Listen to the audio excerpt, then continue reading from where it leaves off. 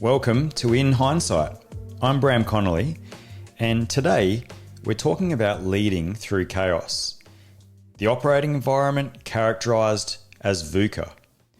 I'm pretty excited for this one, so let's bust straight into it. What do you think would happen if the GPS system was shut down overnight? It just stopped. No warning, no explanation, it just stopped. At first, you might not even notice. You'd wake up in the morning, have your shower, your phone would work. Your car would still start. But then, that's when the cracks would start to appear. Flights would be grounded all over the world. The ones that are in the air would be very lucky if they got back to their locations or their destinations. Ships would drift off course. The stock market would freeze because high-speed trading algorithms rely on GPS timestamps. ATMs would stop working. Card transactions would fail. And Uber, it's dead in the water. Your morning coffee? If the barista takes cash, maybe. And then it gets worse. Well, if there's anything worse than not being able to get a coffee in the morning. So emergency services would take longer to reach their destinations, would take longer to respond. Supermarkets, they can't track stock. Food supply chains break down. Farmers can't plan or harvest at scale. The internet, which depends on GPS for synchronized timing, would glitch out. Governments would scramble. Was this a cyber attack? A natural disaster? Are we at war? Within days, chaos spreads. Banks close. Borders would tighten. Crimes would surge as people panic. The modern world is built on GPS, not just for navigation, but as a hidden operating system for civilization. If you take all that away, we're back in the dark ages pretty fast. Now, I hope that hasn't scared you too much, but let me give you another hypothesis. At the same time that this is happening in society, you're a platoon commander navigating the desert in some far-off, war-torn country. The sands, they shift beneath the tyres of your vehicles, swallowing roads that were there yesterday, always moving, never the same. The satellites are down. The GPS is useless. Your maps tells you lies. They can't be trusted because it's in an ever-changing environment. But some things remain constant. The stars, the sun, the moon. These are all ancient guides for those that know how to use them. Around you, the landscape is alive with unseen forces. Bedouin caravans move like ghosts. They watch your every move. They report your every move. An enemy probes your defences, never attacking, just testing. The local villagers who shared tea with you at sunset last night, they are reporting your whereabouts by sunrise the next morning. The police, once friendly, now weigh their loyalty against a much larger bribe. This is a VUCA world. It's volatile, it's uncertain, it's complex, and it's ambiguous. A place where certainty dissolves. Trust is a shifting currency, and leadership isn't about following a plan. It's about adapting before the sand buries you. So, today we're diving into VUCA leadership. What is it? Where did it come from? And most importantly, how can you prepare to lead when everything around you is in a spin? So let's start with the term VUCA. You see, VUCA isn't just a buzzword. It's a term that's used to explain the shift of warfare and the operating environment. The term first appeared in the US Army War College curriculum back in the late 1980s. It was a new way to describe the modern battlefield.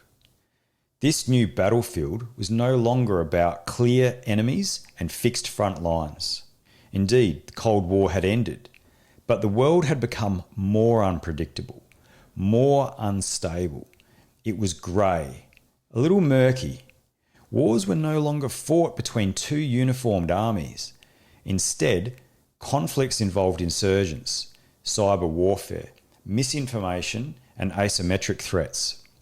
The battlefield wasn't just physical, it's economic, digital, and psychological. And today, that's exactly what leaders in business, politics, and even personal life are facing. The battlefield isn't just Afghanistan or Iraq. It's Wall Street. It's Silicon Valley. It's the boardroom. Did you know business espionage is just as prevalent as state-sponsored espionage? In fact, the lines are blurred. I think a current example of that may indeed be DeepSeek, or as I like to refer to it as deep state.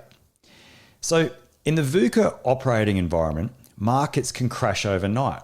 AI rewrites entire industries. Climate change disrupts economies. Social movements shift consumer behaviour. And geopolitical tensions dictate supply chains. Leadership is no longer about just making the right decision. It's actually about making the best decision in the moment, sometimes with limited information. And then you have to be ready to pivot when the reality shifts. So let's break it right down. What does each element of VUCA mean, and how do you prepare for it? So first of all, volatility. So everything changes, and it's changing fast. 1 minute, everything is stable. The next minute, a different set of circumstances. It's about rapid, unpredictable change. It's when a crisis erupts out of absolutely nowhere, throwing everything into utter chaos. If you think of a black swan event, and this was made famous by Nassim Taleb in 2007 in his book Black Swan. So COVID-19, the 2008 financial crash, the September 11 attacks, or the rise of ChatGPT, which should be or is reshaping jobs overnight. So then, how do we seek to lead through volatility? Well, firstly, we have to stay adaptable. The best leaders in this situation, they aren't rigid. They aren't stuck in a plan. They can pivot fast. They can hold a plan until it's no longer tenable, and then they can move to a second plan or a third plan. Something that's akin to what they were going to do, but slightly different to take advantage of the new playing field. Agility in decision making, and they have to have fallback options. I'll give you an example of when I was in a situation where something changed pretty quickly. So in 1997, I was on exchange with the Royal Marines in the UK. We were trudging across Dartmoor at the end of training serial. We'd been going for the best part of a day and a half. And now it's the middle of the night. The rain was relentless, cold. The ground was just a muddy bog. And the wind, I don't know if anyone knows what the wind's like in Devon in winter time, but it was just howling through that valley like something out of a horror movie. The team leader had a GPS unit, and this was this big, clunky first generation thing. The only time I'd seen something similar was when we were in Somalia, actually in 93. This thing was like I'm not even sure, I think it might have been a Uniden or something. It was huge. It absolutely chewed through the batteries and barely worked in the lightest of mist. But I remember him swearing by it, holding it up like a lifeline, saying, "This will get us to the RV." And then just like that, it died. No satellites, no signal, just a black screen. This change of circumstance happened pretty fast. 1 minute, we were 3/4 of our way through the final selection activity, and the next minute, we were stopped in our tracks, lost, and just searching for answers. When we stopped, no one spoke. The realization hit. If you can't navigate, you're not just lost, you're actually vulnerable. That night, we relied on what we could trust, our training and the old ways. We found our way by terrain association, by using paces and bearings, paces and distance, by reading the land like the generations that had done it before us.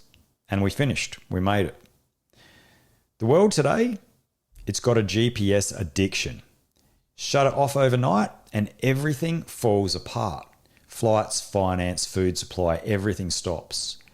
The question is, can you still find your way when the system fails? That's why you need to have fallback options. That's why you need to understand how to do things analog. Okay, next, let's cover uncertainty. That's when the future is just unknowable. And this is different from volatility. It's not just rapid change, it's the lack of clear information. Imagine losing all your intelligence sources in an operation. You don't know where the enemy is or who the enemy is. You don't know what they're planning. You don't even know if they really exist. And who do you trust? That's what uncertainty feels like. You don't know which trends will stick. You don't know what your competitors are planning. So, how do you lead through uncertainty? Whether that's a platoon commander, a section commander, a business leader, an entrepreneur? Well, you have to be comfortable being uncertain and not frozen in the moment. You need to be comfortable not knowing things. Then you need to gather intelligence constantly looking for answers. You need to stay informed. You need to read broadly and have a kitchen cupboard full of experts to talk to. You have to understand what's happening. And remember last week we talked about situational awareness, and this is key for uncertainty, to be situationally aware of what's happening right now. And then you have to trust your principles, not just data. Sometimes the numbers don't tell the full story. Strong leadership comes from having clear guiding values, even when the facts are incomplete. Just a set of values that you're going to rely on. And if you do this, that can shift your mindset. It's not about knowing everything. It's about knowing enough to make the next move. And then this leads us into complexity. So we've covered volatility, uncertainty, now complexity. And complexity means that even if you do have information, it's hard to process because there are too many variables. As I would say to my kids, it's complex, bro. Think of trying to build a supply chain through a war zone. Let me just outline what that would look like for you, having been there and seen it. You've got different suppliers. There's different transport routes and transport modalities. There's the constant threat of IEDs. Even when you think you've cleared them all, they're still there. You've got the constant threat of ambush. Even when there's no one there, the threat exists. Then there's political risks back home and in the host country. Then you have warlords who you may or may not be paying off, whether it passes the 60 minutes test or not. Then there's corrupt officials who you may or may not be paying off. Then there's the weather impacts. All these interacting in ways that you can't fully control. And business today is the same. You've got interconnected global markets. You've got leaders imposing tariffs and changing geographical names on maps. You've got digital-driven decision-making, digital transformation. You've got cultural shifts, social and national. So you need to be able to lead through this complexity and globally.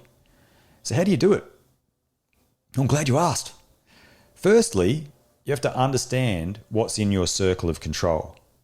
Then, what's in your circle of influence. And then what's outside your ability to control at all, or even influence. And doing the work on this and listing those things is great team collaboration, and it leads to amazing sense making. So making a list, what's inside our circle of control? What's inside our circle of influence? What's outside that we can't control or influence? Once you have a list of problems, and I mean complex problems, you then break these down into their component parts, into smaller pieces, and then you can solve one piece at a time instead of trying to fix the whole ecosystem or the whole problem, everything at once. And you have to remember, you do not have to be the smartest person in the room solving these problems, but you do need to have assembled the right people in your corner. That is really important for leading in complexity. Okay, and then that brings us to ambiguity, when there's no clear answers. Ambiguity is the hardest of all. It's when even the experts don't agree on what's happening. It's different from uncertainty. Let me explain. Let's think about cryptographic currencies, Bitcoin. Uncertainty. You know the possible outcomes, but you don't know which one will happen. You can buy Bitcoin today and its price might go up, down, might stay the same. You know the possibilities, rise, fall, stagnation, but you don't know which one of these will happen or when. This is uncertainty. Ambiguity, on the other hand, you don't even know what the possible outcomes are. A government announces it's considering regulations on Bitcoin. Will they ban it? Will they regulate it? Will it be lightly? Will they tax it heavily? Will they create their own digital currency? The range of outcomes is unclear, and you don't even know what you don't know. So uncertainty is like betting on Bitcoin's price next month, which would be a lot. Ambiguity is like not knowing if Bitcoin will even be legal next year. So I have a leadership takeaway for that.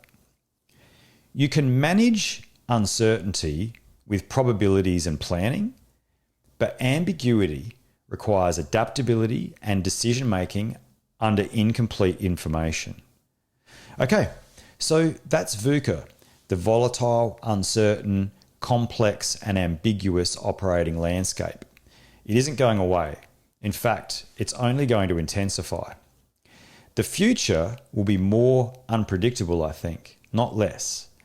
So what kind of leader then thrives in the VUCA operating environment? For my money, it's the leader who stays calm in the moment, the leader who can adapt to changing circumstances. It's the leader who can make decisions in uncertainty without fear of failure or all the information.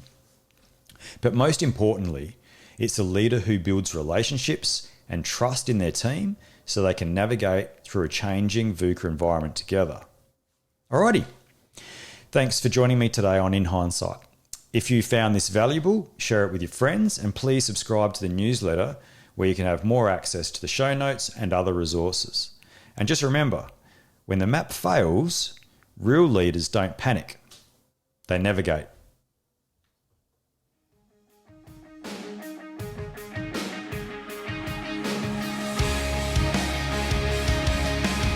Did that in one take. Just want you all to know that. Have a great week.